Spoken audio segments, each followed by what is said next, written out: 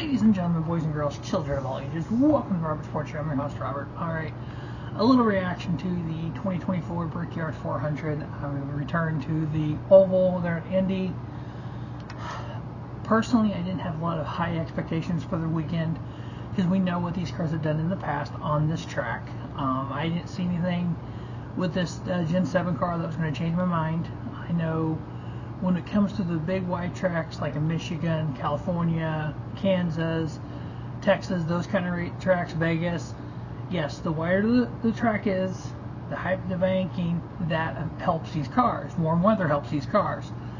What we saw at Pocono last week is kind of what we saw here at Indy. We saw a lot of fuel mileage. We had, 3 or 4 different strategies going on at one time, which I kind of liked, and I love the fact that Steve Letarte in the booth was keeping up on him, talking about him, and they had the tracker going with the last time they pitted, who's on what strategy, who was the highest of that strategy. I really like that. I thought overall, good race. Now, I enjoy all NASCAR races. Very rarely do I find things to complain about during a race. I like field mileage races. I like strategy races, you know. As long as you're able to sit down and watch it and understand the strategies we're seeing, understand who's on what strategy and what's going on, what the plan is, that's awesome. And they were able to explain all that. I hated the fact that it jumped over to USA at the end. That was sucked. Because, you know, I record everything. I don't always watch it live. Thankfully, I was watching it live and I was able to click over and record Law and Order and watch it. But yeah, I mean, I don't think it was just the normal news is the reason they did that. I think it had to do with the whole thing with with Biden stepping away from the race and all that. I'm hoping that's what it was. Now, for me personally, I can't wait for I want it full streaming because guess what? On streaming, we don't have that. I wish NBC would have thrown this on Peacock. To be honest with you, I think anything NBC does needs to be on Peacock. And then Fox has a Fox Sports app. They just need to update the app where you can restart the race. So if I start it with, let's say there's 50 to go, and I click on the NBC or the Fox Sports app, I want to be able to restart like you can on Peacock. I want to be able to do that like you can on Thriller TV. So, but that's the only thing I would change when it comes to this. Streaming would be better, I think. A lot of people hate it, but I actually love streaming. I do stream everything, to be honest with you. So, anyway, back to the race. I enjoyed it. You know, Denny Hamlin won stage 1, Bubba won in stage 2. Not a Kyle Larson fan. I've said that before on the channel. You know, I'm good with Chuck Carl. You know, I don't think the end of that race was letting Kyle Larson win. Now, if you look at the whole incident as a whole, the 9 got into the 41. The 41 was trying to move. There's been so many times that as soon as that car spun, they would throw a caution. They do it. Everyone moans, complains, bitches, and groans about it. So this time they held the yellow flag for a second just to see if they could get the 41 going. He could have got down to he could have got down on one of the access roads. He could have got off the track. If he could have got off the track, then we're good. The fact they're coming, was that off of 4, I think, and they were coming off of 3, and they are coming off of 2 down the backstretch, and they threw the caution. I think that's the right move. You can't have 30 cars going at speed coming through where he's sitting on the inside, because we've seen what craziness happens at this track. Did they throw it late? What's your definition of late? If they would have thrown it, if Larson could see the start-finish line and they threw the caution, they've done that before. People lost their minds. They waited till after they got the white flag to throw the caution. People lost their minds. Not saying that NASCAR reacts to based on what the fans do, but if you listen to Elton Sawyer, you listen to Brad Moran, the rule book says if the car can't get started, they throw a caution flag. If there's an unsafe thing on the track, they throw a caution flag. What they deem unsafe. I think they get so much flack for throwing a caution too early. They held it to see if he could get going. He couldn't get going, they threw it. I don't think it has anything to do with Mr. H driving the pace car. I don't think it has anything to do with the 30th anniversary at Brickyard, the fact that Hendrick Motorsports won the first one. If that's the case, that means RCR wins next year.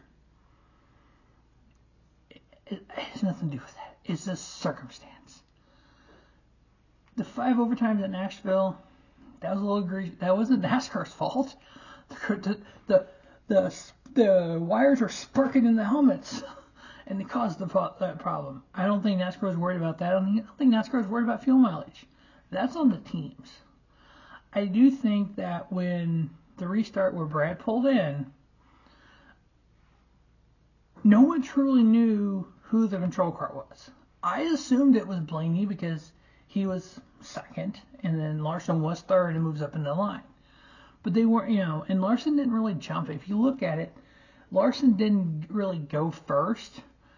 Blaney kind of slow rolled it because he wasn't sure, and he finally went. So I don't think Larson jumped the start. The whole Chase Elliott and Brad Keselowski penalty for going across the white line, I'm sorry, it just, not even seeing this quote video or seeing the terminology that NASCAR used, and then when Steve Letarte said it, when you go on the track, the white line, the second white line is the track. You could see that's the infield from there in. It was egregious to me, It looked like Larson was on it when Elliott had his penalty. So I think that was one of those, his tires are on it. He's not on the racing groove, mind you, on the racing surface. I think it was the way it was worded. So I think there were penalties. I'm sorry, they were. A lot of this stuff, common sense. And NASCAR is not inconsistent on calling stuff. Everything is not consistent. They can't be consistent on calling stuff when everything is inconsistent. I know Elton Sawyer says this, and everyone loses their mind. I'm going to say it too. Things aren't consistent in NASCAR. Cautions are consistent. Things like that aren't. You want a gray area. You don't want black or white completely on everything. Just the inspection with Martin Truex Jr. They made a change after the car went through inspection. That's a penalty. It didn't hurt him that bad. He still had a pretty decent finish. I just think people are losing their mind for no reason. I think it was a good race. I don't think the end took away from it being a good race. It was a good strategy race. Ryan McGee tweeted this out. Double overtime, at least. Shootout plus fuel mileage coming. The wall literally moved on that big crash. That's why they threw the red flag. Obviously moving to USA, that was a weird thing. But in having the fact I guess they announced at one point 7:45 or 8:45 Eastern time was the cutoff for the race. They've said this before. Tracks without lights, they have a time. You have to have that time. I just don't understand why everyone's so just freaking out about these races aren't rigged. I saw a lot of those comments. How do you rig a 400-mile race? 160 laps. Let's not even count the overtimes. 160 laps. 400 miles. So NASCAR knew when they dropped the green flag at 137 or whatever time it was. All right, guys, the 5 car's going to win. We got to make it happen. But we're going to penalize him. Or no, we're going to penalize his teammate. Oh, no, we can't penalize him because he's supposed to win. But strategy got him back in the pack. What if he would have got taken out in one of those crashes? Then what? They pivot to, well, Larson was supposed to win. Next is supposed to be Hamlin, but he got taken out in a crash. Next is supposed to... They don't know. They let the race play out the way it plays out. But I think it was a good weekend. I'm not upset over that it happens. I would rather... And people have complained about this. The NASCAR's too quick to hit the caution. Okay. They need to look at it for a second. They need to take a second to survey what's going on. They took a second to see what's going on, and everyone's losing their mind. I was fine with it. I'm fine with either way. If they would throw the caution, if Larson's coming off of 4 and can see the yard of bricks, they throw a caution, right, rear-rack him, and Larson loses, then what? Rephrase that. They come off 4, throw a caution, re-rack him. Bubba Wallace wins. What's the fan base saying then? Exactly. They're going to lose their mind even worse and say NASCAR did that just so he would win. People, no, that's not what happened here. So, anyway, good race. Good top 5 for Bubba Wallace. Second place for Tyler Reddick. About 2311 cars in the top 5, which is awesome. Bubba earned the top 5. He wasn't given the top 5. He actually earned it with strategy. Strategy is the key to NASCAR. So he didn't just get there because of strategy. He got there because of strategy and because he was able to get there. That's why he won stage 2.